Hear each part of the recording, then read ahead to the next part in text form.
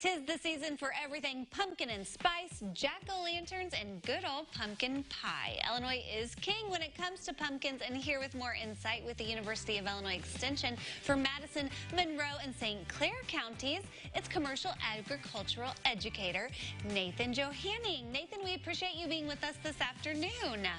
No problem, Heather. Happy to be here. Okay, so we are really in the thick of pumpkin season. It is starting to kind of come to a close, I think, after Thanksgiving here. But a lot of people may be surprised to learn that Illinois is one of the leading pumpkin producers. Yeah, Illinois is the #1 pumpkin producer, especially when it comes to the canned pumpkin. You know, the pumpkin we'll use for all those great desserts, pies, and breads and other things this fall season.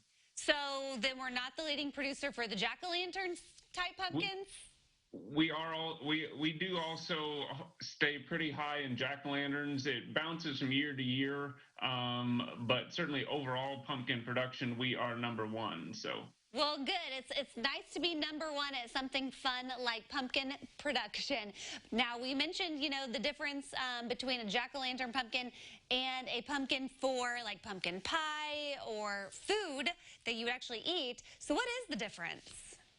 So the main difference is the type of pumpkin, for one thing. So our traditional jack-o'-lantern pumpkins, as you can kind of see, as one I have here, we're all commonly know, they don't have quite as high of eating qualities as what some of our, what we call processing pumpkin or kind of pie type pumpkin. This would be a small example of what we would use for making pumpkin pie, or what the industry uses. So this is actually a little more in the butternut squash family compared with the pumpkin family, as you would like a carving pumpkin. So it actually has a really bright orange flesh inside, despite having this tan appearance on the outside. So the eating quality is better. It has a sweeter flesh, less stringy, and just overall better eating quality. So those jack-o'-lantern pumpkins, though, that would probably be best if you wanted to save the seeds and maybe roast those.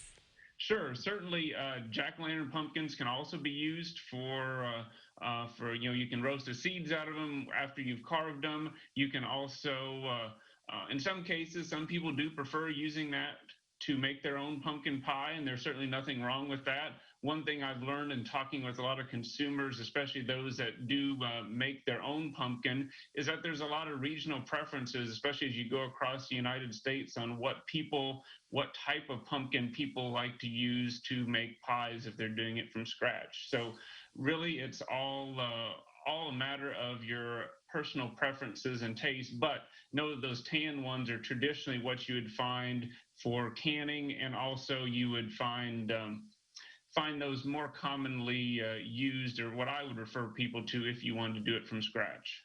Okay, so talking about going from scratch, and I don't know if you're a pumpkin canner, so after you get your pumpkin, like canned pumpkin, how do you can pumpkin?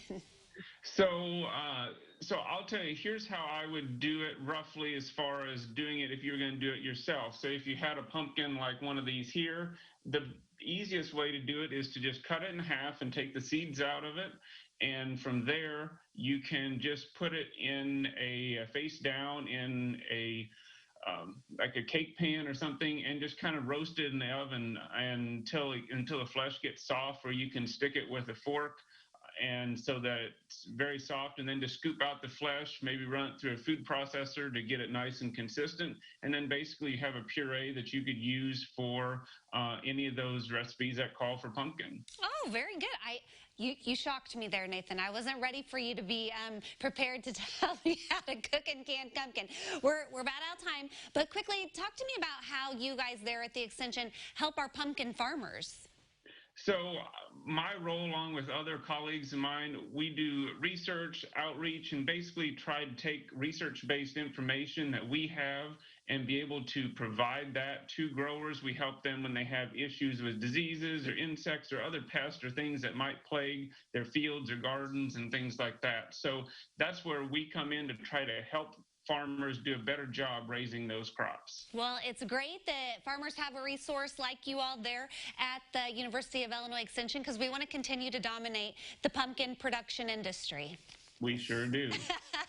Thank you so much for being with us today, Nathan. And if anyone has questions or wants to connect with Nathan, there's a look at his contact information, and we will connect you to the extension at saleving.tv.